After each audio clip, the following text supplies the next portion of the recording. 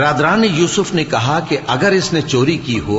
تو کچھ عجب نہیں کہ اس کے ایک بھائی نے بھی پہلے چوری کی تھی، مگر یوسف نے اس بات کو اپنے دل میں مخفی رکھا اور ان پر ظاہر نہ ہونے دیا، یعنی زیر لب کہا کہ تم بڑے برے ہو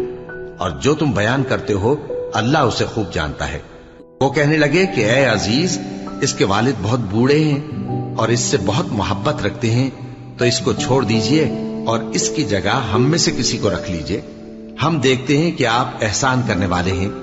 یوسف نے کہا کہ اللہ پناہ میں رکھے کہ جس شخص کے پاس ہم نے اپنی چیز پائی ہے اس کے سوا کسی اور کو پکڑ لیں، ایسا کریں تو ہم بڑے بے انصاف ہیں۔ آخر جب وہ اس سے نا امید ہو گئے تو الگ ہو کر صلاح کرنے لگے۔ سب سے بڑے نے کہا، کیا تم نہیں جانتے کہ تمہارے والد نے تم سے اللہ کا عہد لیا ہے اور اس سے پہلے بھی تم یوسف کے بارے میں قصور کر چکے ہو؟ تو جب تک والد صاحب مجھے اجازت نہ